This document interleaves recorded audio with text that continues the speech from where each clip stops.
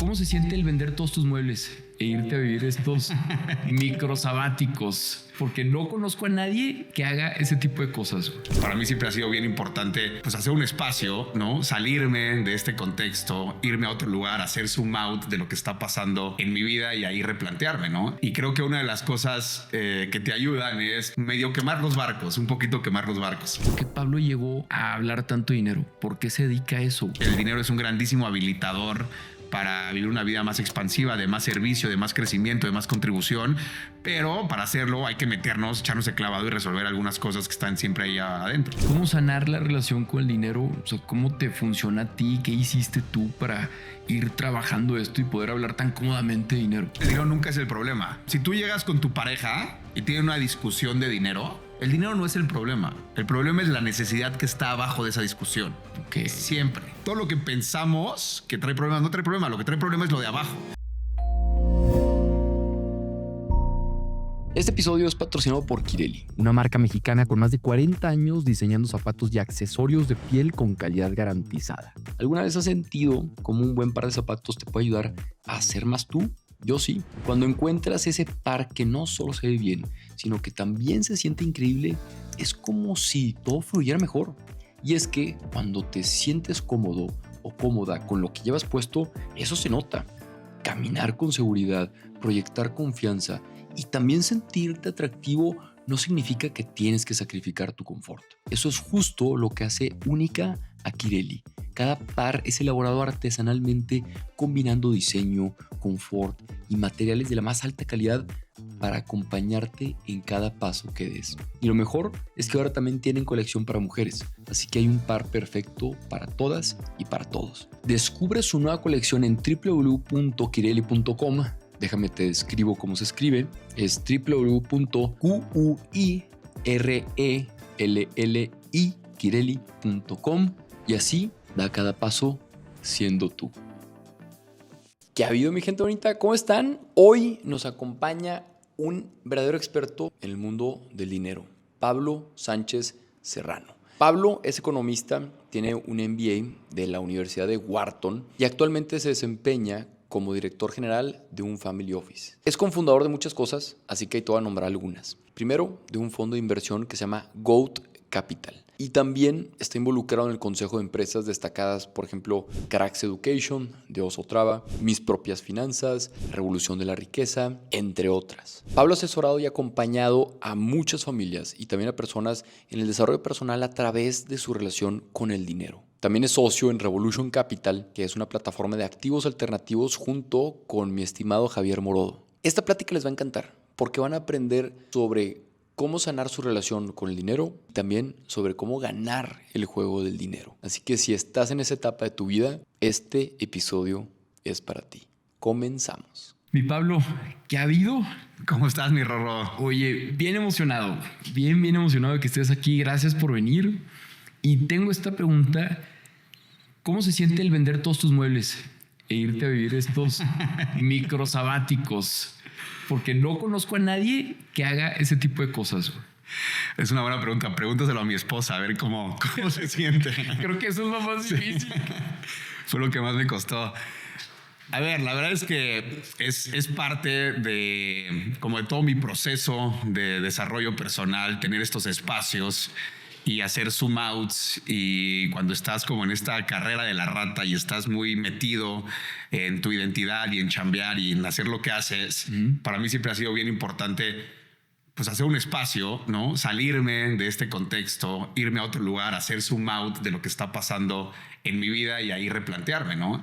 Y creo que una de las cosas que te ayudan es pues medio quemar los barcos, un poquito quemar los barcos. Entonces, pues eso significa vender los muebles, tener conversaciones incómodas con la pareja, con Mariana, mi esposa, decir, oye, pues, ¿cómo ves si le damos, si nos vamos, ¿no? Pero yo creo que en ese proceso, bueno, en mi opinión, ha sido un grandísimo regalo porque pues, son los momentos de pausa que me han ayudado a echarme el clavado para adentro, a resignificar ciertas cosas, a replantear ciertas cosas y a partir de ahí, pues volver a crear una nueva etapa en mi vida. Y he tratado de hacer estos procesos pues de forma periódica. Cada vez se vuelve un poco más complejo porque ya tengo una hija.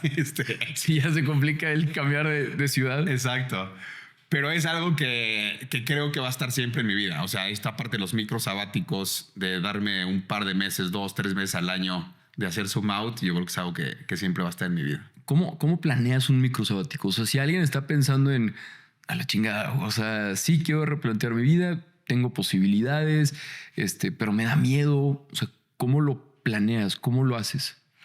A ver, yo primero creo que lo tienes que planear. Yo siempre creo que hay como 3 niveles en todo lo que hago, ¿no? Okay. Está el plano filosófico, está el plano estratégico y está el plano táctico.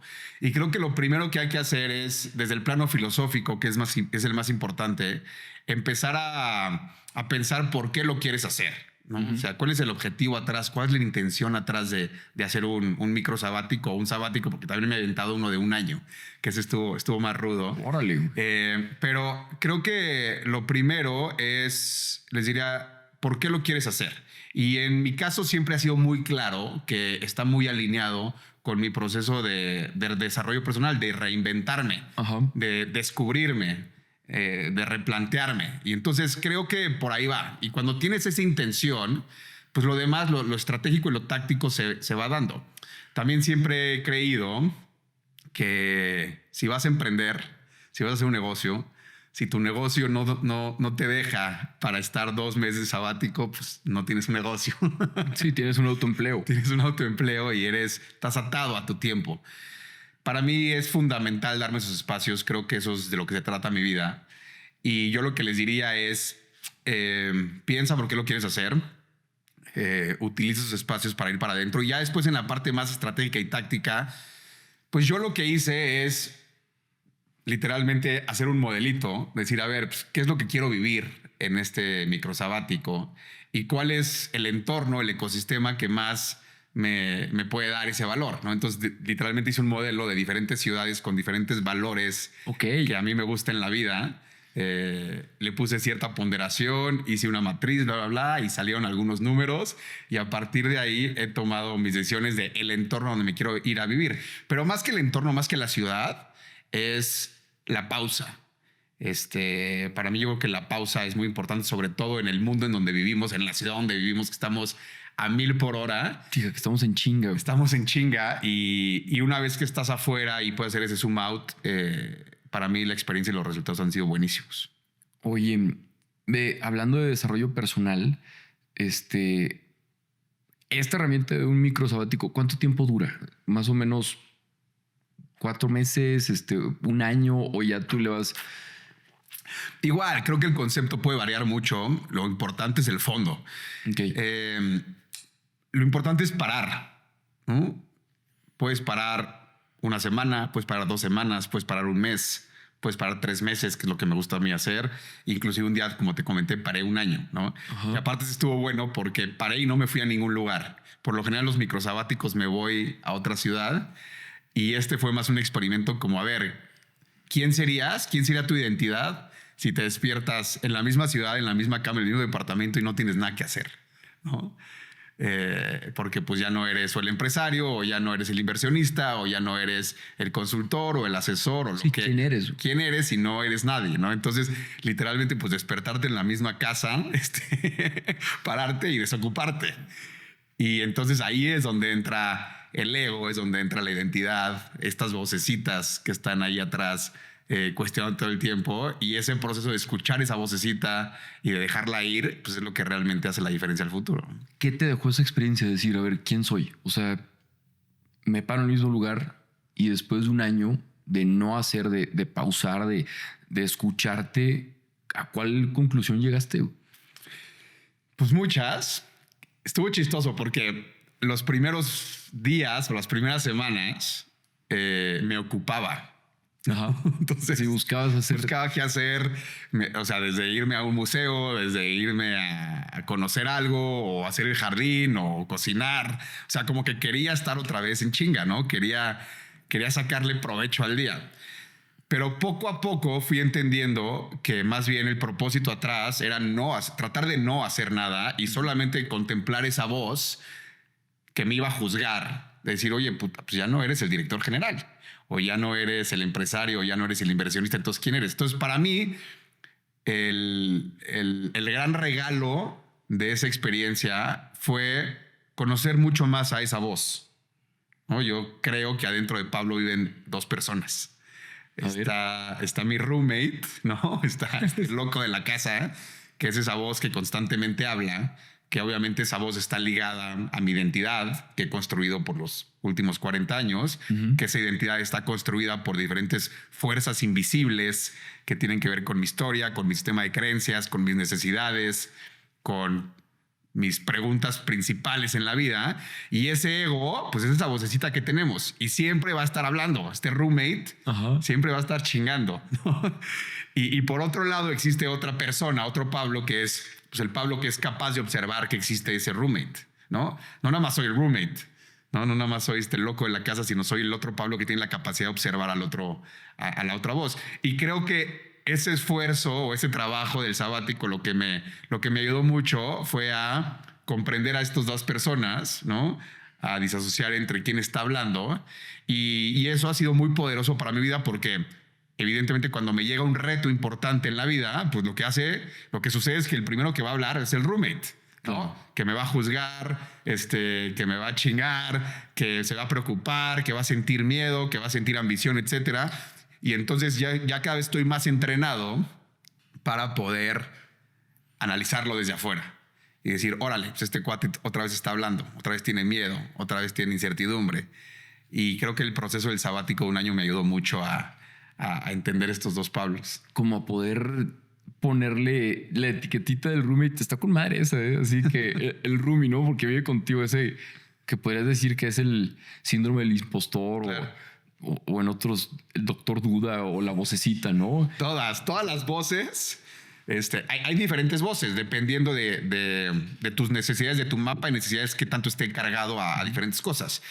Si tu mapa de necesidades está más cargada al reconocimiento, pues entonces va a estar el del impostor. Es como, no, pues no eres suficiente, güey. ¿No? ¿Tú por qué estás haciendo lo que estás haciendo? Pero si tu mapa de necesidades y tu historia está más cargado a la necesidad de certeza, entonces va a ser el preocupón, ¿no? El roomie va a ser el, güey, no vas a tener dinero para el futuro, ¿qué te va a pasar? ¿Cómo le vas a hacer? ¿No? O si tu mapa está más cargado en la necesidad de conexión y amor, pues entonces tu roomie te va a decir, no, pues no te quieren. O sea, en fin. Yo creo que dependiendo un poco de nuestra historia y esas fuerzas invisibles que controlan nuestra vida, es lo que habla este cuate. Y lo que hay que aprender es a callarlo, literalmente. Sí, a callarlo o a no hacerle caso. A pesar de que esté hablando. Claro, nunca se va a callar. Pero es no hacerle caso. Seguir dando.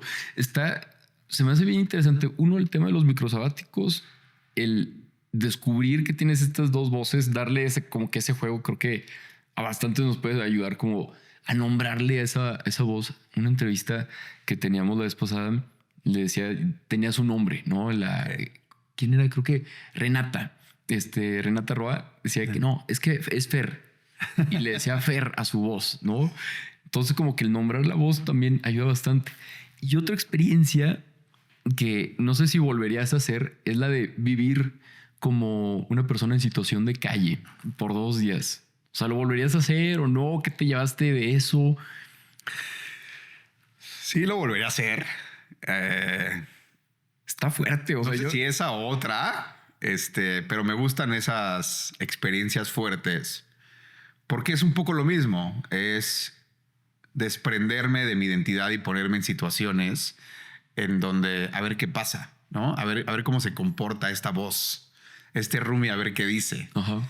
Y la realidad es que muchas veces ni siquiera sabes a qué te vas a enfrentar, pero la propia experiencia te va mostrando los regalos de la experiencia y te va sorprendiendo. Ok. Yo me acuerdo que en ese momento igual estaba batallando mucho con mi necesidad de reconocimiento y de valía. O sea, ¿esto en qué año fue más o menos? Como... Esto fue hace un rato, hace como 18 años más o menos. Ok. Yo haber tenido, sí, 23 años, 22, 23 años. un Ok. rato. Sí. Pues no parece. Ya tengo 40. Pero yo estaba batallando en ese momento con la necesidad de reconocimiento. O sea, yo quería ser reconocido, yo quería que me validaran y obviamente tiene que ver con esta historia que yo tengo en donde tengo un papá que siempre luché por su validez, ¿no? O sea, siempre quería que me reconociera mi papá. Y mi papá, una persona con mucha fuerza, con mucho carisma, con mucha potencia y siempre pues yo era como, güey, volteame a ver, ¿no? Sobre todo porque tengo un hermano que es 11 meses mayor que yo y mi hermano siempre pues fue como estaba. su adoración, ¿no? Era su gallo y era su primogénito y entonces yo siempre quería robar un poco esa atención. Entonces toda mi vida batallé por eso, inclusive había una competencia feroz yo y mi hermano en todo, ¿no? Desde los deportes, hasta el liderazgo, hasta las calificaciones, porque yo siempre quería, últimamente, en el fondo de mi corazón, buscar el reconocimiento de mi papá. Entonces crecí con ese mini trauma importante. Y cuando me voy al ejercicio de ser indigente, de ser vagabundo, que fue todo un proceso bien interesante, Ajá. yo no sabía mucho a qué iba, ¿no? Pero lo primero que me enfrento es eso, ¿no? Es a toda la sociedad que yo tuve contacto en ese experimento juzgándome en tema de mi valía, ¿no? Me acuerdo que llegaba una persona y me decía, ¿tú qué, güey? Tan guapito y tan huevón, cabrón. Ponte a chingarle, ponte a trabajar, no vales para nada, ¿no? Puta, güey. Entonces, como que todos esos mensajes de valía, de reconocimiento, si estás abierto y estás consciente, empiezas a entender, porque aparte yo lo sentí, dije, puta, o sea, lo que más me dolió ni siquiera era estar en incertidumbre de estar en la calle o tal, era que la gente me juzgara. Sí, que te vieran y que te dijeran y que te dieran donde te dolía. Exacto, y donde me dolía era en la parte de que me juzgaban, ¿no? De mi valía, de mi reconocimiento. Y entonces son grandes maestros, esos espejos, para entonces regresar y hacer la chamba. Ok, ¿por qué me siento juzgado? ¿Por qué no me siento suficiente? Y entonces pues es ir a dar esos toques profundos para después cambiar tu historia y sanar un poco tu historia. Entonces fue una gran experiencia. Ahorita estoy tratando de hacer otras. A ver, una que todavía que tengas planeada para los siguientes meses que todavía no sepamos. A ver, una que estoy viendo cómo la puedo cocinar, que no, si la quiera cocinar, que ya hice un mini experimento. Mini experimento y metí la pata es algo que tenga que ver con que me priven de mi libertad. O sea, como con ir a la cárcel, estar en la cárcel. Ok. Yo creo que ese es uno de los grandes miedos que tengo. Uf. Porque tiene todo que ver con mi mapa en mi necesidad de certeza, que es la primera necesidad que tiene el ego. Es la necesidad de certeza, de seguridad, de que nada nos pase. Y yo igual, por mi historia, pues está un poco rota esa necesidad. Y todo lo que me saque de mi seguridad y mi certeza, pum, me duele, me cala mucho, me pone muy mal. De hecho, ataques de pánico, ansiedad, cada vez que el entorno lo siento amenazante. Y uno de los grandes, pues sí, o sea, traumas o miedos que le tengo es ese entorno como de cárcel, de privarme de la libertad. Y creo que necesito ir a tener una experiencia de alguna manera en ese sentido, ¿no? He tenido experiencias de ir a la cárcel, a visitar la cárcel, a ayudar, a ver el entorno, a poder dar algo, pero creo que algo un poquito más intenso. Sí, pero no es lo mismo Pues de que ir a visitar. Sí, totalmente. Pues estar. Ir a visitar es una experiencia bien fuerte, bien fuerte. A mí la verdad sí me pareció bien fuerte. Sobre todo primero comprender que puede existir ese entorno, que yo estoy totalmente en desacuerdo con que exista ese entorno. Ajá. Y después, pues entender el proceso que viven las personas allá adentro, ¿no? Porque acaban siendo pues, seres humanos igual que nosotros, con miedos, con anhelos, con emociones, que muchas veces, pues a lo mejor esas fuerzas invisibles de las que yo hablo los llevó a estar ahí. Ni siquiera eran ellos y su libre albedrío tomando decisiones. Eran muchas estas fuerzas. Sí, estas heridas, su historia, su contexto. Exacto, que los llevan ahí y entonces, pues a mí sí me cala mucho decir, híjole, una decisión que a lo mejor tú no controlaste hizo que fuera medio game over tu vida, wow, ¿no? Ajá. Entonces, en fin, creo que de alguna manera puedo yo en algún momento caer en eso, no sé por qué, igual que el vagabundo, creo que lo que me conecta con los indigentes es, siempre pienso, pues a lo mejor yo pude haber sido uno de ellos o puedo llegar a ser uno de ellos. Ajá. Si algo empieza a pasar en mi cabeza y en estas fuerzas invisibles que me lleven a tomar decisiones, podría yo ser un indigente.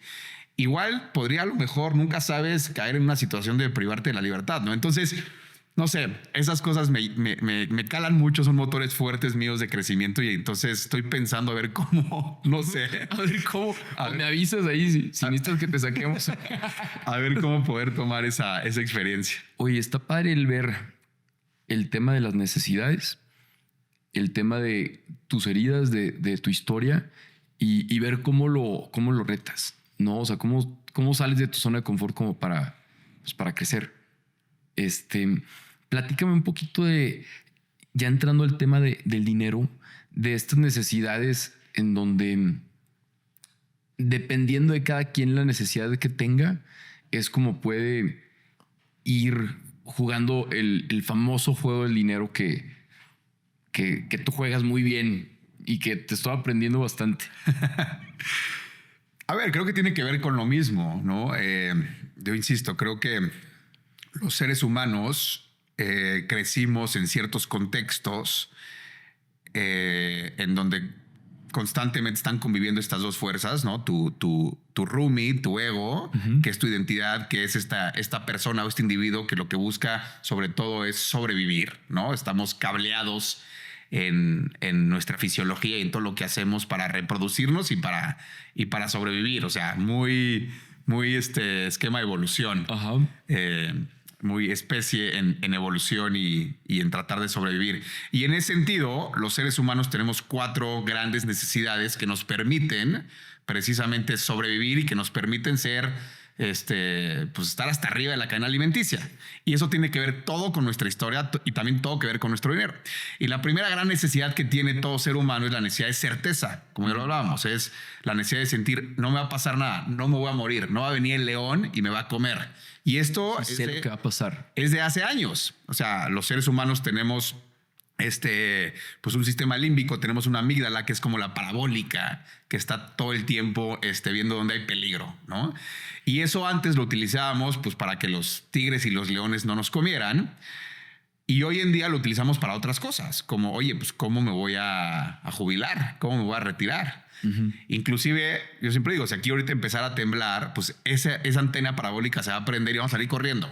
Nos va a dar igual que estemos aquí grabando, vamos a salir corriendo.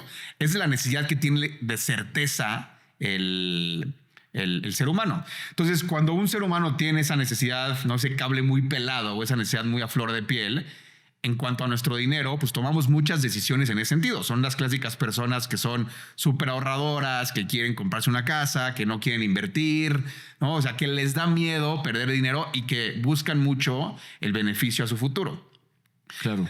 Tiene cosas buenas y cosas malas. Las cosas buenas es que van a ser personas mucho más precavidas. Las cosas malas es que no van a comprender muy bien cómo funciona el juego del dinero, no van a poder invertir, tampoco van a poder disfrutar, entre otras cosas, ¿no? Entonces, esa es la primera gran necesidad del ser humano. La certeza. La certeza. La segunda necesidad es el pendulazo de la certeza, porque si el ser humano solo necesitara certeza, pues estaríamos encerrados en un cuarto sin que nos pasara nada. Aburridos. Entonces, aquí, pues igual, muy sabio nuestra fisiología y nuestro sistema evolutivo nos dice, oye, no solo quieres certeza, pues quieres también variedad, ¿no? Y entonces ahí entra todos estos circuitos también de dopamina que tenemos a nivel fisiológico, que son los que nos prenden para salir a conquistar, a crear, ¿no? A tener pasiones, a emprender, a amar las sorpresas. O sea, a la gente le gustan las sorpresas, ¿no? Y tiene que ver con esta segunda necesidad que es de la variedad. Por eso la gente viaja, por eso la gente le encanta emprender y hacer locuras. Sí, para intentar cosas diferentes, o sea, para no hacer siempre lo mismo. Para no hacer siempre lo mismo. Ok. Es una gran necesidad. Y las personas que tienen esta necesidad mucho más a flor de piel son aquellas que utilizan el dinero para llenarlo. ¿Y cómo lo llenan? A través de viajes, a través de emprender, a través de... Son las clásicas personas que les llega la quincena y ya se lo gastaron en un viaje, en una experiencia. O inclusive les llega... El Mau le hace así chinga.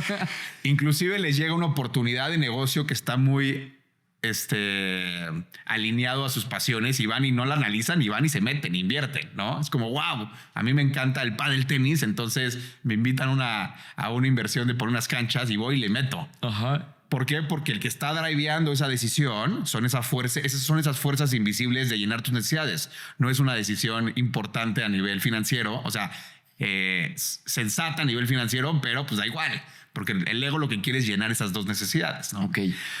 La tercera gran necesidad es la necesidad de reconocimiento. Es la necesidad que tenemos todos los seres humanos de sentir que somos valiosos y que somos reconocidos, sobre todo por nuestros papás. Claro, que nos ven, que nos quieren. Que nos ven y que somos importantes para ellos. Y esto también tiene todo que ver con nuestro sistema de evolución y de supervivencia, porque si nuestros papás no nos validan cuando somos chiquitos, pues no nos cuidan, no nos protegen y nos morimos, ¿no? Básicamente somos de las pocas especies que necesitamos que nuestros papás nos cuiden 5 años, güey. Sí, o sea, todas las demás de que desde el principio ya están nadando, caminando. Y cazando y comiendo y tal, ¿no? Nosotros necesitamos que realmente nuestros papás nos valoren para que después nos cuiden y para que después no nos... Eso nunca lo había pensado, o sea, como que por el tema evolutivo. Sí, es un tema evolutivo y estar totalmente cableado, igual en nuestra fisiología y nuestro sistema nervioso central y todo lo que realmente hace que tomemos decisiones. Entonces, esta tercera necesidad de reconocimiento son todas esas personas que les encanta ser reconocidos, ¿no?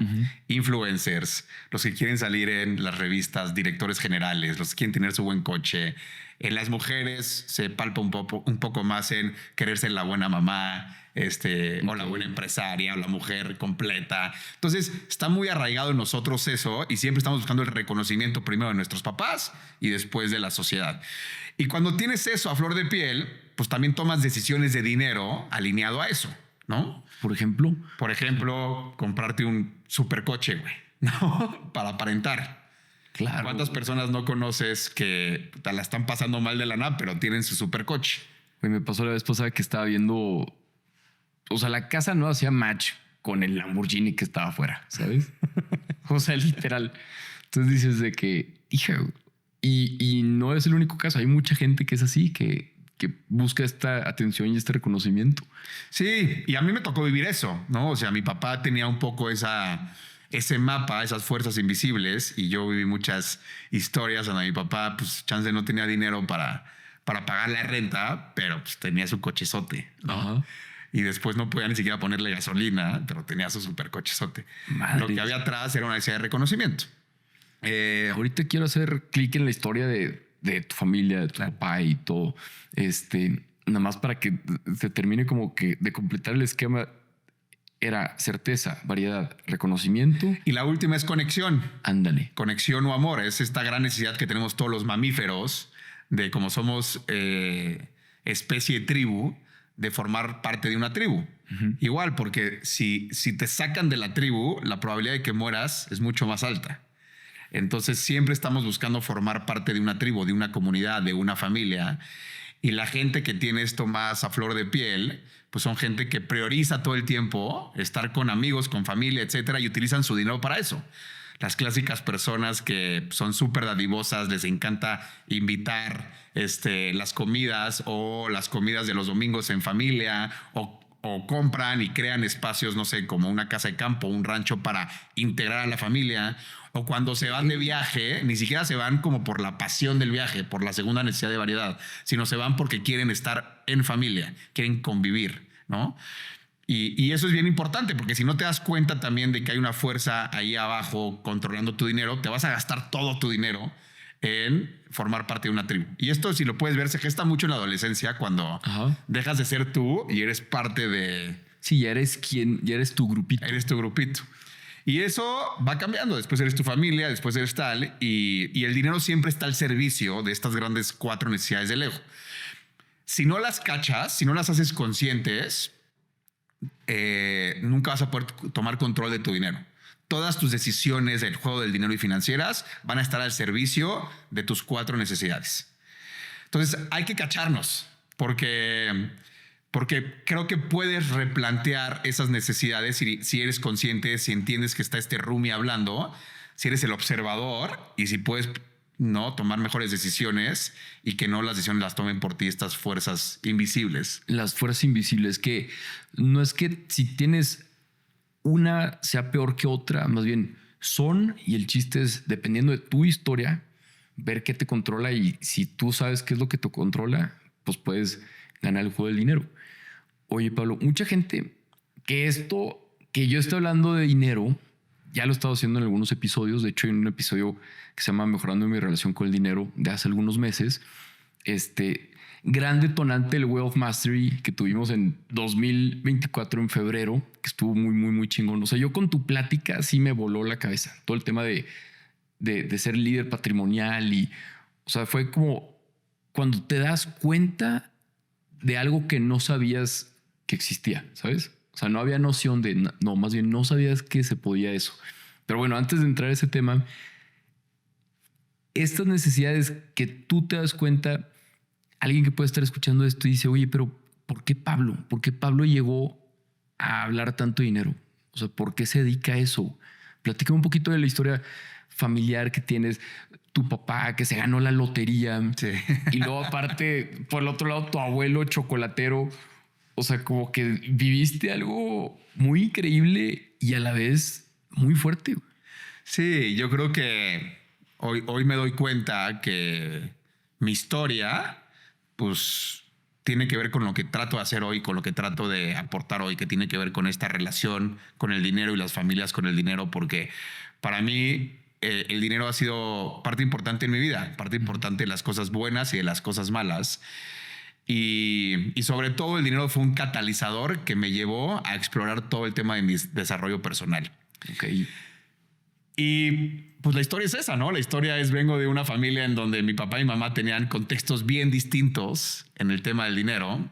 Mi papá venía de una situación, bueno, más bien, primero mi mamá venía de una situación en donde pues, su familia era empresaria, tenían fábricas de chocolate, bastante reconocidas, y mi mamá pues creció en una familia en donde el dinero existía. Y después en algún momento en su vida, por ahí de los 16 años, mi abuelo quiebra totalmente y entonces pues pasa de a lo mejor de ser rica a ser pobre, ¿no? Y entonces ahí pasa algo en las emociones, ¿no? En los cuerpos emocionales y psicológicos de mi mamá. En esas fuerzas invisibles algo sucede. Cuando tienes un trauma, algo pasa. Algo pasa en tu vida, ¿no? En tu sistema nervioso, en tu mente, en tus emociones. Y obviamente lo que sucede es que pues, se vuelve pues, miedosa en el tema del dinero, ¿no? Porque pues de tenerlo después ya no lo tenía. Claro. Y después empezó a vivir mucha carencia y muchos problemas familiares, etcétera, por ese tema. Y eso es algo que iba a tener ahí en su cabeza, ¿no? Como todos nosotros. Y por otro lado, mi papá, pues una persona que nunca tuvo, ¿no? Que de hecho su papá se mete en muchos problemas de dinero, acaba hasta en la cárcel. Mi abuelo, a mi papá lo tienen que mandar a vivir fuera de México un rato, y cuando regresa otra vez a México no tenía dinero, y entonces todo lo que hace lo hace para tener dinero. Ajá. ¿No? Porque mi papá con el dinero pues llenaba su necesidad de reconocimiento, de pasión, de conexión. O sea, necesitaba el dinero para llenar todas estas necesidades. Entonces se vuelve muy loco buscando dinero en todos lados. Es futbolista profesional, jugó en el América, después se mete al sector financiero, tiene una casa de bolsa, se gana la lotería inclusive. No. Y justo ayer comía con él y le platicaba, oye, güey, platícame qué pasó cuando te ganaste la lotería, ¿no? O sea, ¿qué pasa? ¿Qué decisiones tomaste los próximos meses? O sea, los 2-3 meses. Y entonces chistoso porque obviamente ves cómo estas fuerzas invisibles empezaron a tomar decisiones por él, ¿no? Lo primero que hizo fue agarrar, llevarse a toda su familia de viaje, darles dinero a toda su familia, comprarse un coche. O sea, como que utilizaba el dinero para llenar todas estas grandes necesidades pues que no estaban llenas por su historia, por su contexto, por ser sido medio abandonado y tener estas carencias de chiquito. Y entonces mi papá pues, fue un desastre con el tema del dinero. Fue una persona que tuvo la capacidad de generar dinero, inclusive sacó la lotería, pero puta, el dinero le duraba 10 minutos. Sí, o sea, todo el tema de las heridas y las necesidades. Haz de cuenta que era una cubeta con hoyos. Con hoyos enormes, ¿no? Con hoyotes. Ajá. Y entonces cuando tú juntas estas dos historias en una casa, cuando juntas la historia de mi papá y la historia de mi mamá, y empiezan a tomar decisiones de dinero, pues empieza a haber una guerra campal. Porque claro, en este mapa de necesidades, mi mamá lo que necesitaba era certeza y mi papá lo que necesitaba eran las otras, ¿no? Reconocimiento, conexión, variedad, pasión. Entonces utilizaban el dinero para diferentes cosas. Entonces yo lo único que recuerdo de mis 10 años a mis 20 años fue una lucha del dinero constante, peleas, Sí, o sea, peleas fuertes, gritos fuertes, muchas veces abrir la puerta de mi casa y que hubiera demandas de que mi papá estaba demandado civil, penalmente, porque debía dinero, porque hacía mal uso del dinero. Y todo eso acabó rompiendo mi familia de una manera muy fuerte. Y para mí, mi familia, lo que yo más amaba, es la verdad. O sea, yo sí era ese chavito que me encantaba estar con mis papás. Me encantaba y me sentía seguro, y ese entorno de conexión y ese entorno de certeza es el que me daba mi casa, mi hogar. Y cuando se rompe eso, se rompe mi sentido de certeza y de confianza. Y entonces pues entro en una crisis bien fuerte. Porque pues yo literalmente pues, no sabía qué era, me daba miedo todo, no me sentía reconocido, 18, 19 años, y caigo en una depresión importante. Ajá. Que tenía todo que ver con que mi familia llevaba 10 años madreándose, y no había creado un contexto bueno para mí. Entonces, el dinero fue un grandísimo motor para yo echar el clavadote a ver qué me estaba pasando, y a partir de ahí sanar esa relación con el dinero, entender estas fuerzas invisibles de mi papá y de mi mamá, también entender el juego externo del dinero, no solo el interno, sino el externo. Es, a ver, ¿cómo funciona el dinero? ¿Cómo se genera el dinero? ¿Cómo se mantiene? ¿Cómo se invierte? ¿Cómo se crece? ¿No? Y son cosas que aprendí muy bien por esta necesidad y este motor de, güey, a mí no me va a volver a pasar. Oye, qué interesante, porque mucha gente puede tener una historia muy similar a la tuya, ¿no? De que hoy mis papás se divorciaron por temas de dinero. Y creo que hay dos lados de la moneda. O por un lado, que creo que muchos toman ese camino de decir, no quiero saber de esto, y como que terminas resentido, no lo resuelves. Y hay otro lado, otro camino, como tú, que dices, oye, no quiero que me pase, o sea, lo voy a estudiar. ¿Cómo fue tu decisión para, en vez de tomar como un lado pesimista, rencoroso, a irte por un lado, decir, quiero entender esto para que no vuelva a pasar?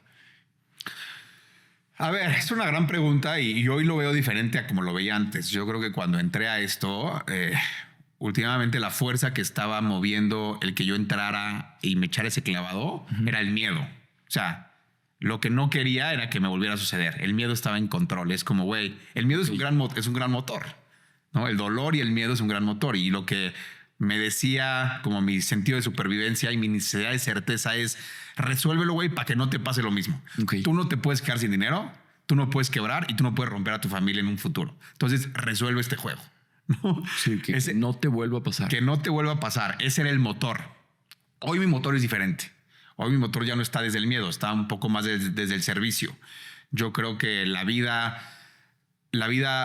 no nos pasa, sino nos pasa para algo, ¿no? Como bien dice ahí Tony Robbins muchas veces, life doesn't happen to you, happens for you, ¿no? Y creo que sí, creo que esta historia que a mí me tocó vivir, que creo que como bien dices, muchísimas familias lo viven y muchas veces mucho peor que la mía. Claro. O sea, yo soy un afortunadazo de la vida de haber tenido esas experiencias y esos papás, pero sin duda fue algo que a mí me dolió mucho.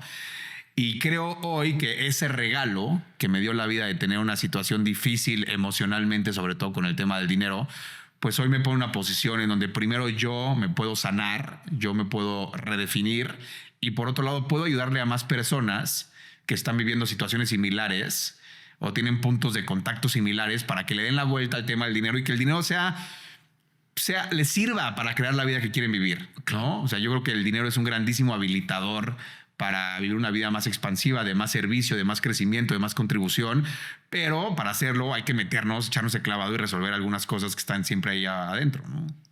¿Cómo sanas tu relación con el dinero? Y tengo otra pregunta y de una vez la tiro para que no se me olvide. Creo que siendo católico, y hay muchos católicos allá afuera, o no necesariamente católicos, gente creyente o religiosa, que hasta ven el dinero como malo, ¿sabes? De que no, yo prefiero quedarme pobre, prefiero no tener dinero porque luego con el dinero hay problemas. Entonces, bueno, lo pongo ahí para que no se me olvide, porque pues sí es importante cómo podemos estar diciendo que no queremos, pero a la vez sí lo queremos y no lo aceptamos, ¿no? Sí. Entonces, aventé dos preguntas nomás para que no se me fuera, pero pues la primera es, ¿Cómo sanar la relación con el dinero? O sea, ¿cómo te funciona a ti? ¿Qué hiciste tú para ir trabajando esto y poder hablar tan cómodamente de dinero? ¿Sabes? Porque es un tema tabú. Sí, es que yo creo que el dinero nunca es el problema. El problema siempre está atrás del dinero, abajo del dinero, abajo del iceberg, ¿no? Es como si tú llegas con tu pareja y tienen una discusión de dinero, el dinero no es el problema. El problema es la necesidad que está abajo de esa discusión. Okay. Siempre. Entonces, cuando la gente dice el dinero trae problemas, es que no, el dinero no trae problemas. Ni el dinero, ni el sexo, ni las amistades, o sea, todo lo que pensamos que trae problemas no trae problema. Lo que trae problema es lo de abajo. Y es que hay ciertas necesidades, que son estas 4 grandes necesidades, que no están llenas. Entonces, cuando mi pareja, mi esposa me dice, oye, por favor, cómprame una casa. O hay que comprar una casa, ¿eh? Ajá. Y yo le digo, no quiero comprar una casa, ¿eh? O sea, va a haber una pelea. Sí, porque ella está hablando desde una necesidad y tú estás hablando desde otra. Correcto. Lo que yo tengo que comprender es que abajo de esa petición hay una necesidad o de certeza, porque se quiere sentir segura, o a lo mejor de conexión, porque ella ve la casa como un espacio en donde vamos a hacer una familia, nuestros hijos van a jugar, etcétera, etcétera. Si yo no tengo la capacidad de comprender qué hay abajo de las discusiones del dinero, nunca voy a sanar mi relación con el dinero. Okay. Entonces, lo primero que yo digo, que siempre es el primer paso para sanar la relación con el dinero, es erradicar el tabú, hablarlo mucho, pero no hablar la parte material del dinero, sino hablar lo que hay debajo del iceberg del dinero, estas fuerzas invisibles, estas 4 grandes necesidades. Entonces, ¿qué onda, Rorro? ¿Cómo te sientes con la lana? A ver, ¿para qué quieres el dinero? Sí, ¿qué hay? En este mapa, ¿a ti qué te mueve? O sea, ¿eres una persona que buscas más seguridad? ¿O que buscas más variedad y pasión? ¿O que buscas más reconocimiento? ¿O que buscas más conexión? Cuéntame, o sea, ¿tú cómo estás en tu mapa? ¿Cuáles son tus 2 necesidades más importantes? ¿Y cómo utilizas el dinero para eso? Y entonces, cuando empezamos a conocer a la gente con la que nos rodeamos y con las que tenemos relación en nuestra vida, en ese mapa del dinero, es mucho más fácil sanar nosotros y nuestra relación. Porque entonces yo ya sé que el día de mañana que tú me quieras invitar a una comida, ya sé por qué lo estás haciendo.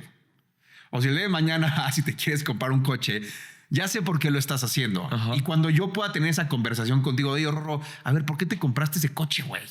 No fue una buena decisión financiera, pero cuéntame por qué. Entonces ya no se torna la conversación ni la pelea con la decisión material, sino se trata de entendernos desde abajo. Sí, que qué lo motivó. ¿Qué lo motivó? Y cuando eso sucede, la verdad es que se sana mucho la relación primero contigo mismo, porque ese trabajo también lo haces tú, y con los demás. Entonces yo creo que va por ahí, erradicar el tabú y meterte al fondo de por qué haces lo que haces. Me encanta. Y creo que el entender... Justo el entender el debajo de, el entenderte, pues poco a poco te ayuda a sanar. Y entre más lo hablas, pues más sanas, ¿no? O sea, más lo compartes y como que es una tipo terapia, como ir a terapia y hablar, que decía Shulamit en su episodio, de que no, pues el terapeuta simplemente de agendar tu cita, aunque no sea un buen terapeuta, ya es bueno, ¿no? Que ya el hablar tu historia, o sea, ya te sirve. Platícame sobre el juego del dinero. O sea, ¿qué es el juego del dinero y cómo se gana este juego del dinero? A ver, yo creo que hay 2 niveles de este juego del dinero. Está el juego interno y está el juego externo. El juego interno es lo que venimos hablando. Es últimamente cómo este grandísimo invento, esta grandísima mentira que es el dinero, porque no es. Somos la única especie en el mundo que cree en el dinero. Si tú le das $100 a un chimpancé por su plátano, te lo va a aventar. Entonces tenemos que comprender que es un invento, es una mentira, ¿no? Está interesante verlo así. Que lo creamos los seres humanos, como la mayoría de las cosas que hemos creado los seres humanos son mentira. Los países. O sea, ¿qué chingados es esto de los países? ¿Quién inventó los países?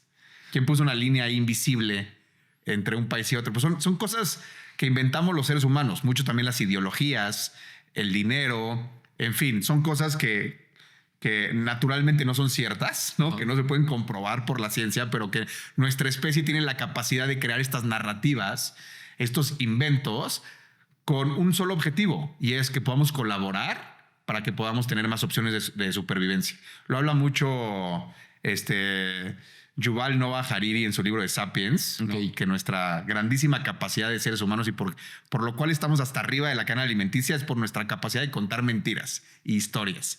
O sea, gracias a esas mentiras e historias estamos colaborando y estamos sobreviviendo como especie, ¿no? Correcto. Y el dinero es la historia mejor contada. Gracias a eso, tú te puedes dedicar a lo que haces y una persona en China se puede dedicar a lo que hace y en medio hay una cosa que se llama dinero y entonces cada quien se puede especializar, cada quien puede aportar valor y gracias al dinero pues puede haber ese trueque global. Entonces, el dinero es un gran invento que inventamos los seres humanos, pero que se ha convertido en una carga demasiado fuerte para nuestras vidas, ¿no? Entonces el dinero tiene dos, para mí este jueguito del dinero, que aparte yo cuando lo veo como un juego, como que lo despresurizo un chingo. Es como, güey, es mentira, güey, ya, diviértete. Justo.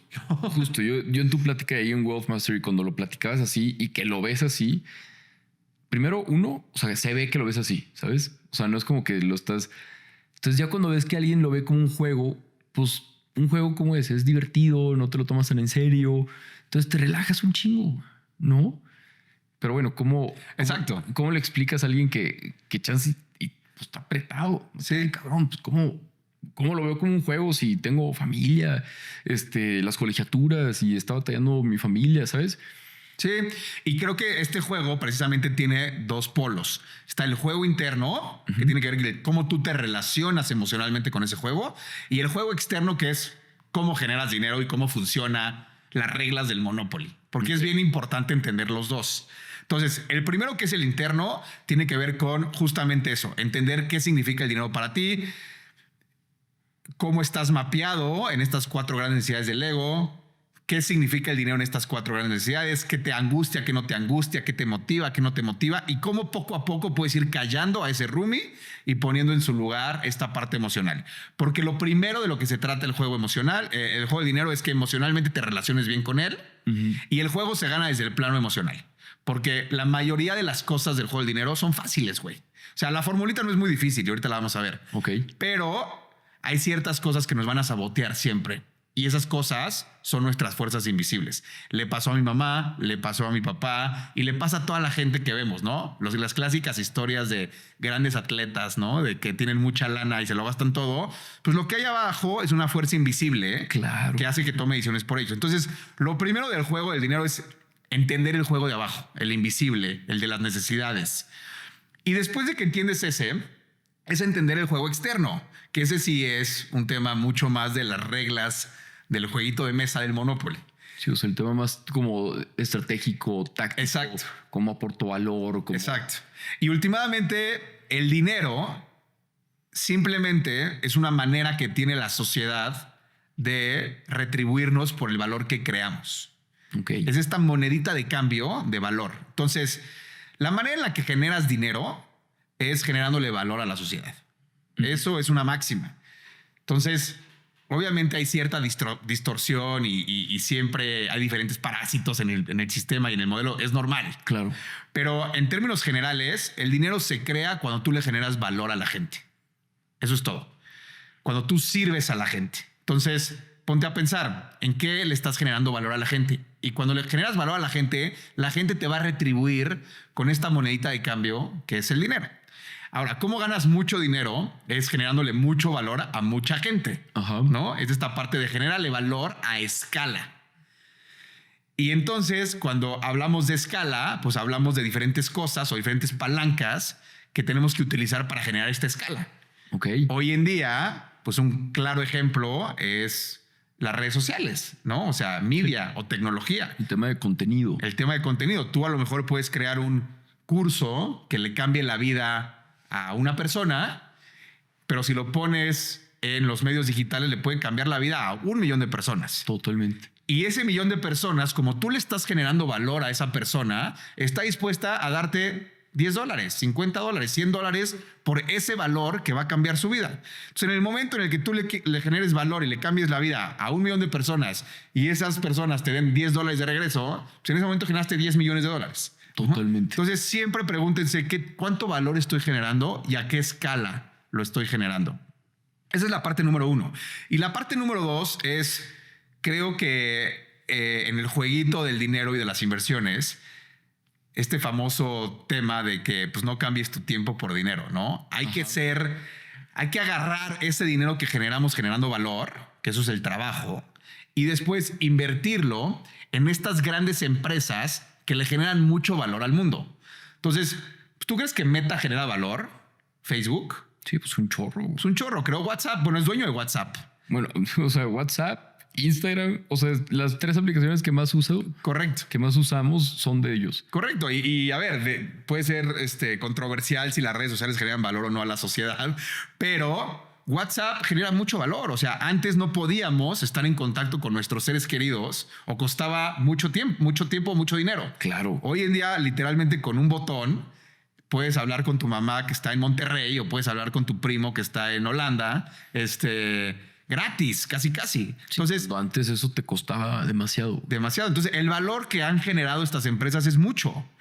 Y la inteligencia artificial es otro tema que hablábamos ahorita, ¿no? O sea, ¿cuánto tiempo nos están ahorrando estas tecnologías? Entonces, lo que hay que hacer como personas es ser socios de estas grandes empresas y estas grandes mentes y estas grandes personas que constantemente le generan valor al ser humano.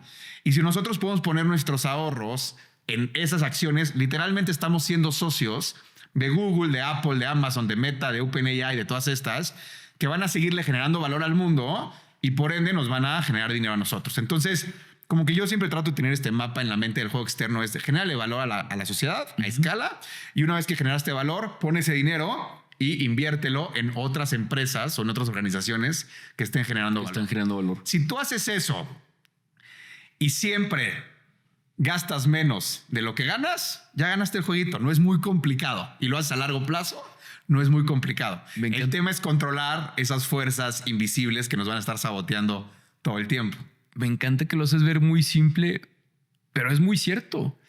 O sea, si tú gastas menos de lo que ingresas, o sea, eso es como máxima de finanzas personales, que está muy cabrón porque la gente está con las tarjetas de crédito y todo. Y luego, si entiendes la parte emocional, entonces ya dices, güey, no me estoy comprando el carro porque realmente lo necesito, es porque quiero llegar y sentirme que valgo y demás. Que algo así me pasó a mí con mi camioneta, que ya vendí justo el año pasado. Y lo tercero es de que, oye, aporta valor y luego asóciate con los que aportan valor, o sea, con estas grandes empresas. O sea, me encanta que es muy simple, muy cierto, pero pues mucha gente no lo sigue. ¿Qué pasos podrías tú dar? O sea, pasos prácticos para alguien que pueda armar su patrimonio antes de entrar a la parte patrimonial y la parte del family office. O sea, alguien que está escuchando esto que dice, ok, quiero sanar mi relación con el dinero, ya sé cómo hacerlo, ya entendí que es un juego, lo voy a ver así. ¿Qué pasos puedo seguir para ir construyendo este patrimonio? A ver, creo que el primero es, como todo, no es lo que obtienes, sino en quién te conviertes en el proceso. Ok. Y creo que lo primero es convertirte en esa persona. O sea, no vas a ganar el dinero si no eres esa persona, ¿no? Primero es un tema, o sea, las personas que están fuertes y están sanas, ¿no? Y están mamadas. Ajá. Primero tienen una identidad de ser una persona sana antes de serlo. Total. Entonces, lo primero que hay que hacer es convertirse en esa persona. ¿Cómo te conviertes en esa persona? Educándote. Entonces, yo lo primero que les recomendaría es sigan a estas grandísimas cuentas y estos grandes movimientos como Mis Propias Finanzas, como Revolución de la Riqueza, como muchos de los que hay allá afuera, como Maurice, o sea, como muchos de los que hay allá afuera que están hablando de este tema. Creo que es bien importante y la mejor inversión siempre es en el desarrollo personal y en la educación y convertirte en esa persona antes de tener ese resultado. Me encanta. Oye, y paréntesis ahí, nunca antes habíamos tenido tanta información disponible. Correcto. O sea, estaba escuchando un podcast de un conferencista así de los primeritos que te decía, güey, es que antes para poder tener esta información de finanzas personales, de inversiones, de crecimiento personal, madres, tenías que comprar el disco en Estados Unidos y era un pedo. Y ahorita buscas en YouTube y ya encuentras a Javier, Revolución de la Riqueza, Mis Propias Finanzas, a ti, ¿sabes? O sea, ya pueden, luego de que en un clic encuentres información. Entonces eso hay que valorarlo. No porque sea gratis o que esté disponible significa que no sea valiosa. Entonces ya, cierro paréntesis. Entonces, educarte es la mejor inversión y el primer paso que tienes que hacer. Educarte es el primer paso que tienes que hacer. Como bien dices, la información está allá afuera, está disponible, pero es convertirte en eso. Es una decisión, es un acto de coraje. No, huevo. Yo siempre digo que lo que está entre tú y tu vida de tus sueños es un solo acto de coraje muchas veces. Es una decisión. El otro día le preguntaba a un cuate que está todo flaco, que ahorita ya está bien fuerte. Y le digo, güey, ¿cómo lo hiciste para estar tan fuerte? Y me dice, tomé una decisión. O sea, yo pensé que me iba a decir, no, pues contraté un entrenador privado. Sí, que te iba a dar así como el... Me dice, tomé una decisión. Así es. Toma la decisión de ser un líder patrimonial. Toma la decisión de ver por tus finanzas personales. Toma la decisión de tener libertad financiera. Toma una decisión, toma un acto de coraje. Y muchas veces ese acto de coraje es ir en contra, pues, de este enemigo interno que todos tenemos. Claro. ¿no? O de tu contexto, de tu historia. Exacto, de tu contexto, de tu historia, estas fuerzas, estas necesidades, estos valores que no necesariamente quieres seguir teniendo. En fin, eso es lo primero que tienes que hacer. Y ya después te metes al mundo táctico, que está muy fácil. La primera es, gana dinero. ¿Cómo ganas dinero? Generándole valor a la sociedad. Y eso puede ser en una chamba, como empleado, como emprendedor. O sea, trata de ganar dinero. Y eso es generando más valor. Mientras más generes valor, más dinero vas a ganar. Claro. That's it. La segunda es, gasta menos de lo que ganas. La tercera es, con eso que ahorraste, inviértelo y haz eso durante 30, 40 años y no interrumpas el interés compuesto y vas a ganar el dinero. Así de sencillo. O sea, no es muy complicado desde el punto de finanzas personales. ¿Y por qué no la complicamos tanto? Porque hay fuerzas invisibles que toman decisiones por nosotros. Esa es la única razón. Porque nosotros no estamos... o sea, este concepto de libre albedrío, si bien sí creo en él, yo creo que después hay muchísimas fuerzas atrás que no permiten realmente que nosotros tomemos nuestras propias decisiones. Es todo lo que nos ha sucedido, todo este sistema de creencias, toda esta historia, toda esta basura que tenemos en la cabeza y nuestras emociones que están tomando decisiones por nosotros. Y en el dinero, eso es lo que está interfiriendo entre tú y tu futuro financiero. Entonces, échale un buen ojo a esa parte. Oye, Pablo, me encanta que tienes una frase que dice, todo lo que he podido platicar lo he podido trabajar y todo lo que he podido trabajar lo he podido mejorar. ¿Cómo eso lo puede aplicar la gente en sus vidas? Sí, creo que tiene que ver con este concepto de erradicar el tabú. Yo creo que no hay nada en esta vida que se pueda mejorar si no lo trabajas. Y hay pocas cosas que puedes trabajar si no las platicas y las hablas. Entonces, si tú tienes un problema con tu pareja o con tu socio y te lo quedas, pues para empezar va a ser un problema invisible. O sea, tu socio o tu pareja no tienen ni idea que tú estás viviendo eso. Es como adivina, güey. No, pues no adivino. Oye, hay una frase que dice, hablando de eso, si tú tienes un problema conmigo y no me lo dices, el problema lo tienes tú, no yo, güey. Correcto. ¿Sabes? Exacto. Entonces, lo primero que digo es háblalo. Habla todo lo que puedas hablar en todos tus problemas, incluyendo el problema del dinero. Pero para hablarlo, para tener la voluntad y la capacidad de hablarlo, tienes que tomar un acto de coraje, porque muchas veces nos da miedo, güey. ¿No? O sea, por el tema de conversación con tu esposa, oye, me siento inseguro con el tema del dinero, me da miedo esto, me da miedo lo otro. O sea, eso es un solo acto de coraje que detona la plática, detona el trabajo y detona el crecimiento. Entonces, un mensaje que yo daría es, siempre trata de hablarlo. Y no lo hables desde el reproche, sino desde la autorresponsabilidad, ¿no? Como yo me siento así. Yo siento que no estamos haciendo bien las cosas. Yo me siento miedoso. Yo siento tal. Y cuando haces eso, pues es mágico realmente lo que sucede del otro lado. Oye, me encantó ese concepto. Autorresponsabilidad. O sea, no te estoy echando la culpa. Es más bien, yo me siento así con este tema, ¿no? Con el dinero, con esta preocupación, con este miedo. Y te lo comparto para ver cómo lo resolvemos. Correcto. Porque sí, la mayoría de las parejas, sus problemas son de dinero. Y creo que la causa número uno, y ahorita me corroborarás, para los divorcios es también el dinero. Entonces, ¿qué es lo que está pasando? O sea, ¿qué podemos hacer si tú quieres tener un noviazgo o un matrimonio sano y no tronar por dinero? Háblenlo.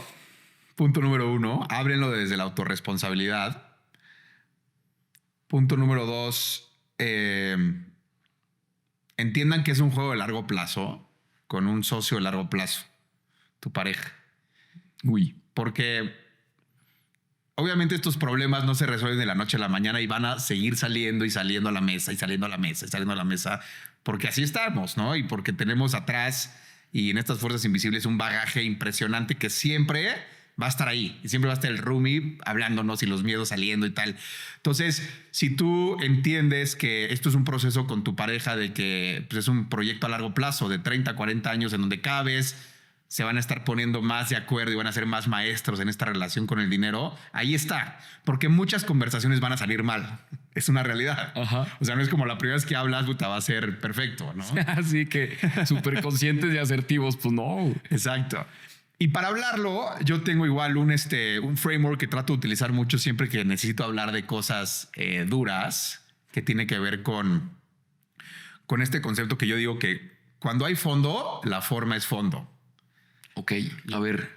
Cuando hay fondo, la forma es fondo. Yo creo 100% en eso. Entonces, ves que siempre hablamos de esta parte de fondo y forma, Ajá. ¿no? Sí, que el fondo es la profundidad, es lo que quieres decir. Ajá. Y la forma es como lo dices. Es como lo dices. Entonces, muchas veces la gente se excusa en decir, oye, te dije algo que sí tiene mucho fondo. Sí, güey, pero me lo dijiste de una forma muy mala. O sea, lo empaquetaste en un sobre de caca y me lo aventaste. Ajá. Y entonces la gente lo recibe muy mal, ¿no? Si yo le quiero poner algo sobre la mesa del dinero con mi pareja y se lo reprocho, pues entonces a lo mejor el fondo es bueno. Es, oye, yo en el fondo quiero ver por el futuro de mi familia y tu pareja estás gastando todo el dinero. Ajá. Es importante lo que te voy a decir, pero la forma en la que te lo estoy comunicando es que te estoy madreando, te estoy aventando un piedrazo. Entonces, lo que siempre hay que hacer cuando tienes conversaciones incómodas es buscar más la forma que el fondo. Cuando hay fondo, la forma es fondo. La forma se traduce en fondo. Entonces, siempre busca una forma positiva y asertiva de comunicar cualquier problema. Ok, o sea, enfócate en que la forma, o sea, que no le duela. Exacto. O sea, que no sea un ataque. Que Porque sea... si no, no lo vas a lograr el objetivo. Solo se va a cerrar y te va a mandar la fregada. Claro. Y entonces ya no va a prosperar. Entonces, yo lo que hago es, tengo un framework para la forma, que es como un triángulo de 3 puntos, que es set, setting y palabras, ¿no? Entonces, primero set es la intención y el estado con el que llegas a una plática, ¿no? Es muy difícil, o sea, es muy distinto que yo tenga una plática contigo, Rorro, si tú y yo fuéramos socios de algo y te quiero decir algo, es muy diferente que yo llegue a esa plática en un estado emocional enojado o en un estado emocional de paz y de autorresponsabilidad. Claro. Lo primero que tengo que hacer es yo verme para mí, ver en qué estado quieres llegar. Entonces, haz ejercicio, medita, reza, lo que quieras para llegar a un estado propositivo, ¿no? No llegues emputado, no llegues... Sí, o sea, que llegues en un buen set. En un buen set. Eso y con una buena intención, que la intención siempre es quiero arreglar este conflicto, ¿no? Y quiero escucharte y quiero estar abierto y receptivo. Entonces, el primero es el set. El segundo es el setting, el ambiente, el entorno. ¿Dónde te lo voy a decir? Sí, no me lo vas a decir en un bar así donde no se escucha nada. Correcto, correcto. Entonces, muchas veces, si quieres hablar de finanzas con tu pareja, pues sácatela a un restaurante que le guste o llévatela a un día a un spa o sea, que el setting te ayude. Ajá. ¿No? Sí, un cafecito, algo diferente. Algo diferente. No lo tengas en la cocina de tu casa en donde está ella en friega cocinando a los hijos. ¿No? Ok. Sácala de ese entorno, ponle un entorno donde le guste, donde entienda que también estás viendo por ella y ahí háblalo, ¿no? Y la tercera son las palabras. El poder de la palabra es bien importante. La palabra tiene fuerza. Cuida tus palabras, cuida cómo vas a comunicar las cosas, qué palabra escoges. Entonces, si tú cuidas el setting y las palabras, la forma en la que tú entregas el mensaje es positivo. Y si tú entregas el mensaje de una forma positiva, tienes una probabilidad alta de que sea bien recibido y que sea una plataforma para que entonces puedas trabajar las cosas y las puedas mejorar. Oye, está increíble porque creo que mucha gente que no sabe comunicar, ya con esto, al menos a la siguiente vez que tengan una conversación complicada, más bien este va a ser el episodio para tener esa conversación complicada, ¿sabes? Set en qué modo llego, setting en dónde estamos y el último era Palabras. y las palabras. O sea, cuidar la palabra, porque sí, o sea, una mala palabra, una palabra incorrecta, inadecuada, pues puede dañar bastante. Y triggerea todo tu sistema de creencias. O sea, yo sé perfectamente qué palabra puede tocar un botón en mi esposa que triggerea todo este sistema invisible donde la conversación se reviente. Lo sé. Y ella sabe cuál es el mío. Entonces, si no cuidamos esas palabras, pues vamos a incendiar toda esa pólvora que está dentro. Oye, platícame de la infidelidad financiera. Porque suena como hasta doloroso el término. Sí, sí, sí. Y es muy común, muy común. Por ahí dicen que muchas veces a las parejas, a las esposas les dicen el SAT, ¿no? Porque les reportas la mitad de lo que ganas. Así, no reportes todo. No, mi amor, yo gano 100 pesos cuando realmente ganas 500, ¿no? No nos alcanza y los estás gastando por afuera. Qué duro es. Y del lado de la mujer igual. O sea, el clásico robo hormiga al esposo. Sí, que gastas más por distintos lados. Sí, después me entero de unas cosas, porque después ayudo a parejas, ¿no? Y llegan parejas y dicen, pues que me da pánico hablar con mi esposo, entonces en vez de pedirles, pues creo cuentas de Money Pool a lo mejor para gastos de los hijos y de la escuela, y no es cierto. Es para mi gasto de mi salón de belleza o de mi Starbucks, o para yo tener dinero, porque no tienen la capacidad de tener esas conversaciones con su pareja y decir, oye, ¿cómo me apoyas en esto? ¿No? Entonces empiezan a haber muchos mecanismos por debajo del agua de mucha infidelidad, de que cada uno jala para su molino, en donde el hombre no le dice la verdad, la mujer también le miente, y ese esquema pues se convierte en un esquema súper dañino, en donde yo siempre digo, la persona más importante en tu vida, que es tu pareja, es tu socia más importante en tu vida, ¿quieres tener este tipo de relación? O sea, ¿quieres tener estas mentiras? Si quieres estar ocultando cosas. Estar ocultando. Eso es realmente en quién te quieres convertir en esta relación más importante en tu vida. Y pues la verdad es que no. O sea, últimamente hay amor allá abajo, y si el amor sale, pues tiene que salir disfrazado de cosas positivas y de buena comunicación y de fidelidad financiera. Entonces, es un poco lo mismo.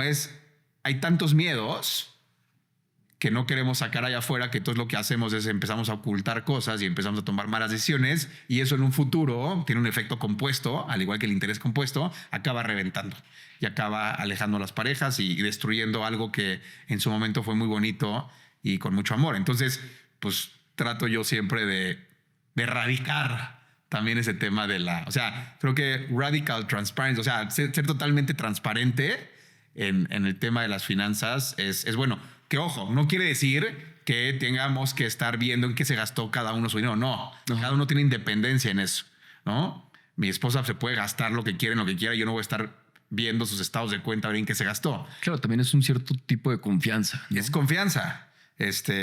Pero pues siempre hay que tener mucha honestidad y transparencia en ese sentido. ¿Qué es lo que distingue a las parejas o matrimonios exitosos de los que no en temas de dinero? O sea, ¿qué prácticas has visto consultando a familias, a parejas en toda tu trayectoria? Yo creo que son 5 pasos, que son los que yo trato de definir en mi propio family office y en las familias que ayudo. Y son 5 pasos que creo que hacen la diferencia en las familias exitosas. A ver. Primer paso es erradica el tabú y conoce las fuerzas invisibles de ti y de tu familia. Ok. Esa es la primera. Sin eso estamos fregados. Punto número 2. Conoce dónde están parados patrimonialmente. O sea, tienes que entender dónde estás parado. ¿Cuál es tu estado patrimonial? ¿Cuál es tu balance? Tus activos menos tus pasivos. Es un tema más numérico, ¿no? Sí, pero tienes que saber cuánto tienes, cuánto hay. O sea, exacto. ¿Cuánto vales desde el punto de vista financiero? Ajá. Si yo le pregunto a la gente, oye, ¿cuál es tu patrimonio? La gente debería de saber cuántos activos y cuántos pasivos tengo, cuántos ingresos y cuántos gastos. Uy, y hay mucha gente que no sabe qué es activo y qué es pasivo. La mayoría de la gente. Pero el segundo paso es eso, es que todos en la familia, mujeres, o sea, parejas, hombre, mujer, esposa o como sea, o hijos, en la cabeza entiendan dónde están parados. Ok. Punto número 3, define tus objetivos como familia del dinero. O sea, esto es clave. Define esa vida que quieres tener. ¿Cuáles son estos 5 OKRs? ¿Cuáles son estos 5 KPIs? ¿Cuáles son estos 5 objetivos que tu familia quiere? ¿Para qué sirve el dinero en tu familia?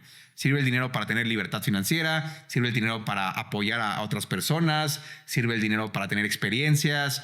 ¿Para qué sirve el dinero? Las mejores familias son las que tienen claro para qué sirve el dinero. Oye, y suena muy loco, pero justo cuando en la plática que diste en Wealth Mastery de Family Office, que tú compartiste tus objetivos, sí, también fue como una idea de que, ¿cómo? O sea, ¿por qué no en la familia tenemos objetivos así? ¿Y por qué hacemos toda una planeación estratégica para nuestras empresas, pero la organización más importante es la familia? ¿Y por qué no hacemos lo mismo? ¿No? Totalmente. Entonces es llevar un poco el mundo exitoso de la empresa a la familia. Claro. Porque en las empresas sí logran esos resultados. ¿Por qué? Porque los tienen claros.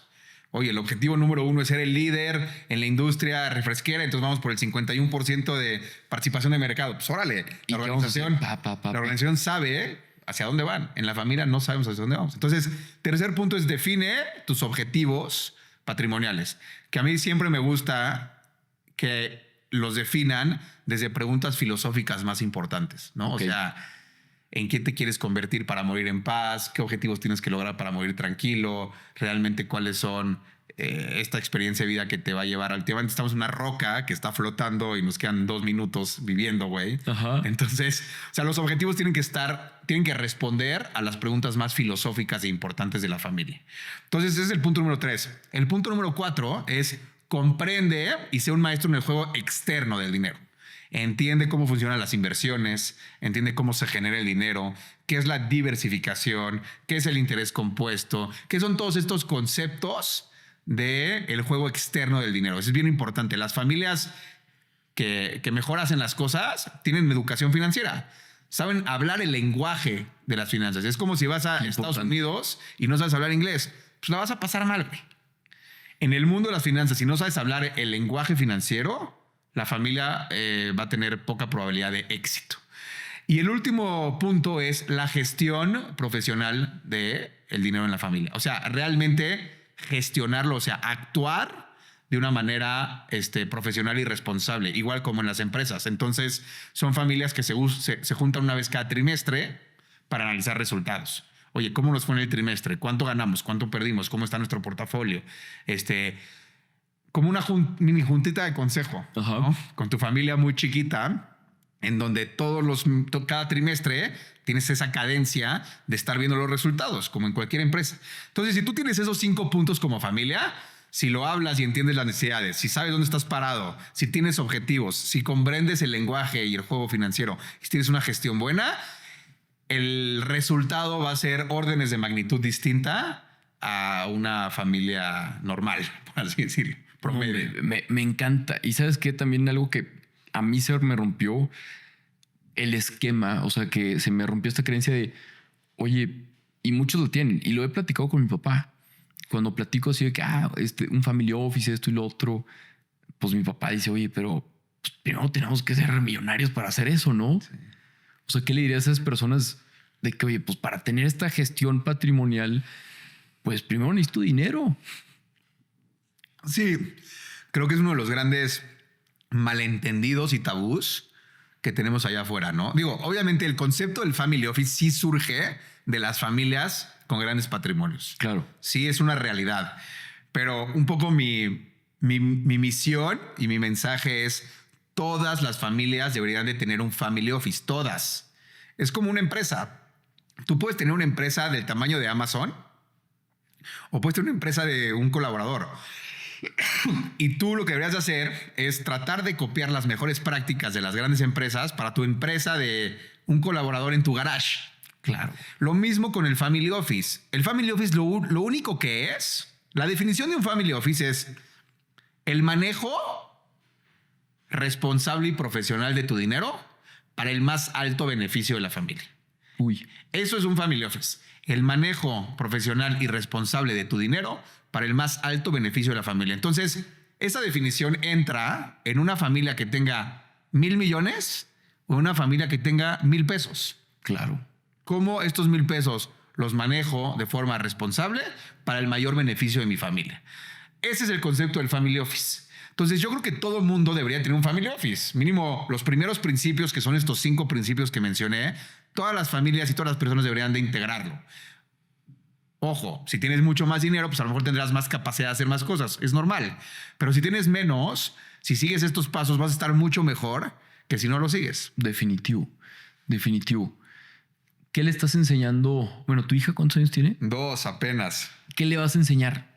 O sea, yo todavía no tengo hijos. Bueno, primero tengo que encontrar a la novia. O que llegue la novia. Luego casarme, luego ya los hijos, ¿no? Pero pienso mucho en mis sobrinos. Sí. Mis hermanos, pues ya sabes, son como de tu edad. Y ya tengo sobrinos de 10 años, de 13, 18, 20 y tantos. Entonces, ¿cuáles serían como las mejores prácticas para que podamos hablarles de dinero a nuestros hijos, ¿no? O en mi caso, a mis sobrinos? Sí. La mejor fórmula para ser papá es la propia transformación personal. O sea, los hijos muchas veces te van a hacer caso, muchas veces no te van a hacer caso, ajá, pero lo que nunca van a dejar de hacer es imitarte y copiarte. Claro. Porque esas son precisamente las fuerzas invisibles de donde las sacamos, de nuestros papás. Entonces, lo primero que hay que hacer es tú transformarte como persona. Tú ser un maestro del dinero, tú tomar buenas decisiones, tú saber jugar el juego interno y externo. ¿Por qué? Porque si tú eres un desastre y estás sermoneando a tus hijos, no va a jalar. Sí, o sea, las palabras convencen, pero el ejemplo arrastra. Correcto, justo eso. Entonces, conviértete tú en ese líder patrimonial, conviértete tú en esa persona que sabe jugar este jueguito. Esa es la más importante de todas. Y ya después, desde el plano un poquito más estratégico y táctico, creo que distintas. La primera es que sea un tema de conversación en las mesas, ¿no? Que en las cenas se hable de dinero, no tiene nada de malo. Uh-huh. Así como las familias empresarias, pues llega el papá y en la cena habla de cómo le fue en la empresa y entonces los hijos pues lo traen metido en las venas. Claro. Y entonces cuando crecen dicen, pues ya sé perfectamente qué onda con esto porque mi papá siempre me platicaba pues de la empresa y de las ventas y de las operaciones. Lo mismo con el dinero.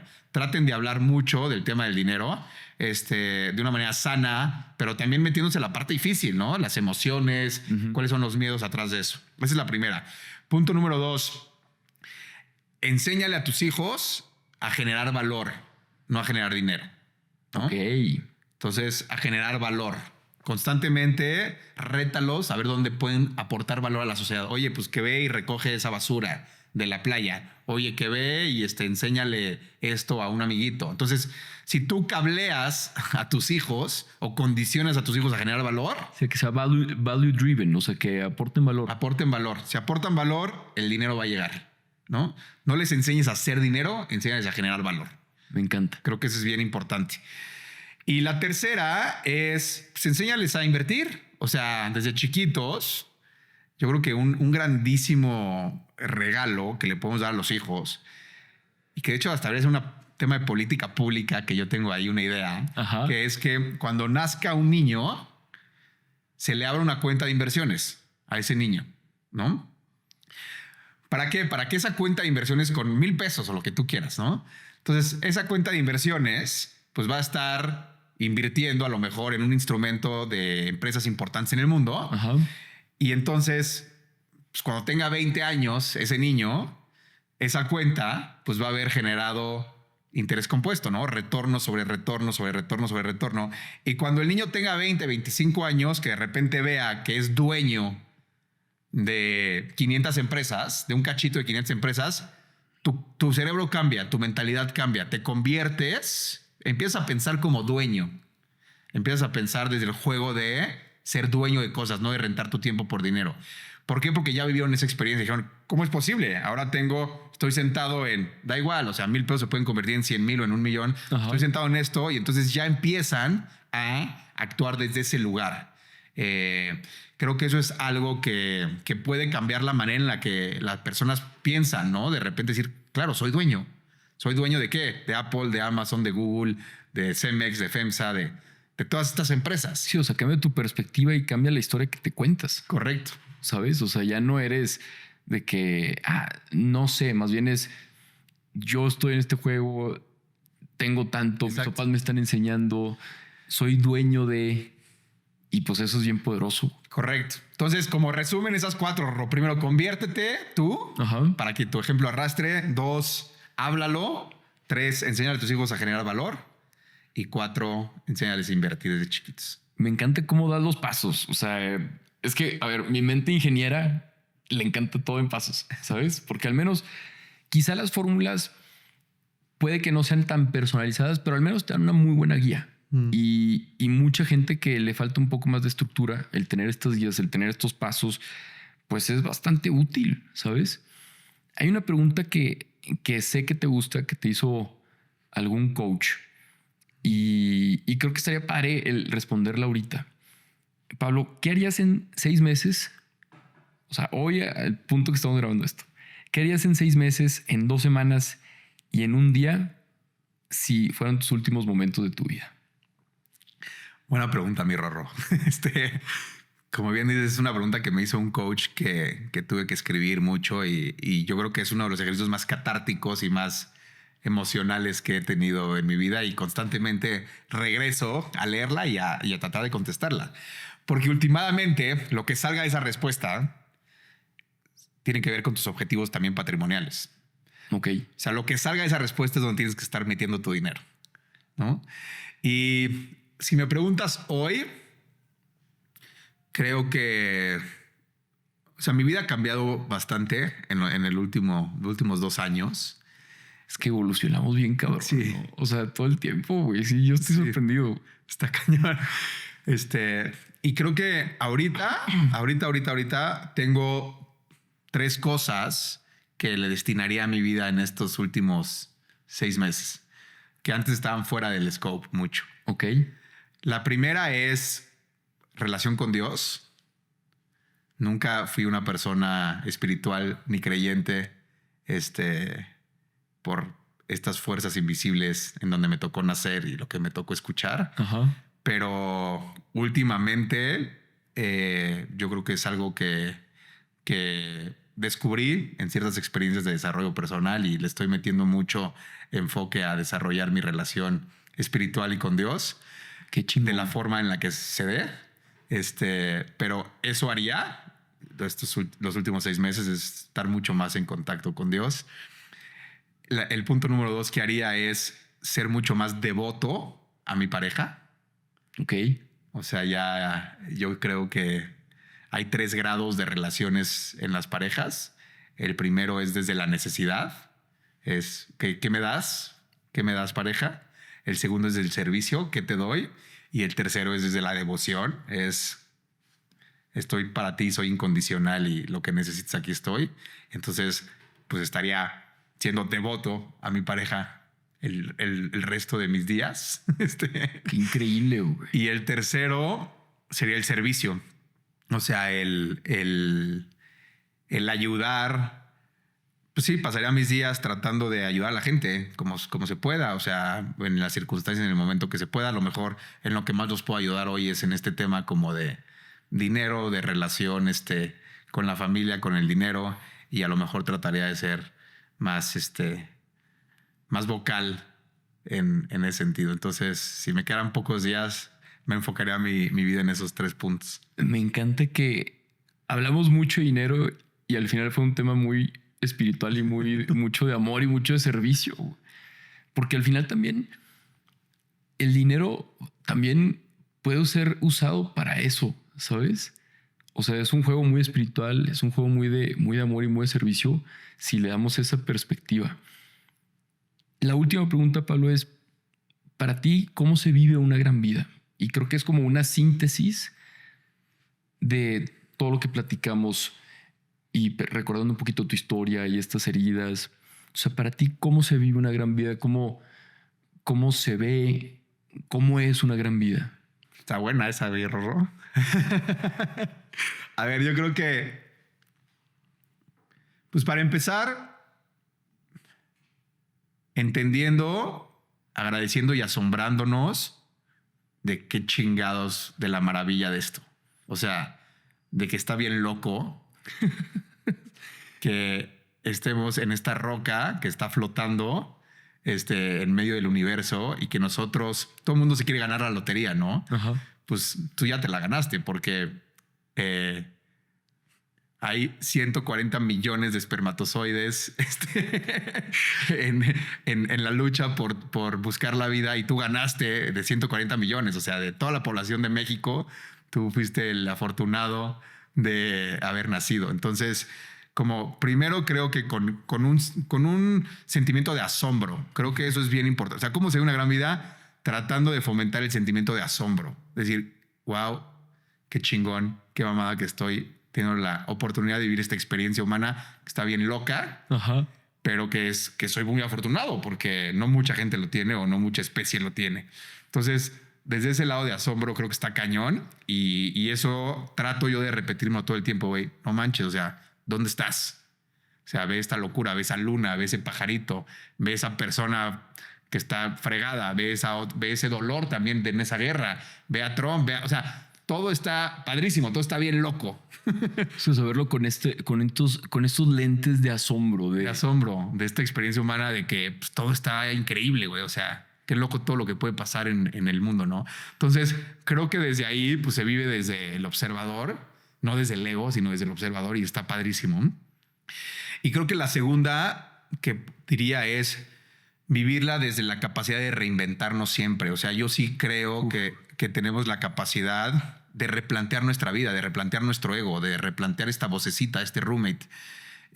Sí creo que somos producto de todas estas fuerzas invisibles de nuestros ancestros, de nuestros papás, de nuestro entorno, de haber nacido en México, de cierta clase social, de haber tenido ciertos estudios y todo eso va generando esta identidad, este personaje de Disney con el que salimos a la calle todos los días y nos vivimos. Pero creo que una excelente vida se vive desde la capacidad de entender que ese traje te lo puedes cambiar 1000 veces. O sea, puedes redefinir mucho de tu identidad y tu sistema de creencias. Y a mí me está pasando, ¿no? O sea, yo estoy decidiendo creer en Dios. Es una decisión. Estoy decidiendo ser espiritual, algo que nunca lo tuve presente en mi vida por donde me tocó nacer y vivir y crecer. Y hoy en día, qué padre es la vida que tienes la capacidad de replantearte lo que quieras hacer. Hoy estoy decidiendo ser devoto a mi esposa. Hoy estoy decidiendo servir, conectar con Dios. O sea, y a lo mejor en 5 años decido otras cosas. Claro. ¿No? Nuevas. Y eso se me hace increíble. O sea, tener la capacidad de replantearte y redefinir tu vida y no dejar que, pues como así soy. Como así me tocó. Creo que eso es increíble. Entonces, pues asombrado y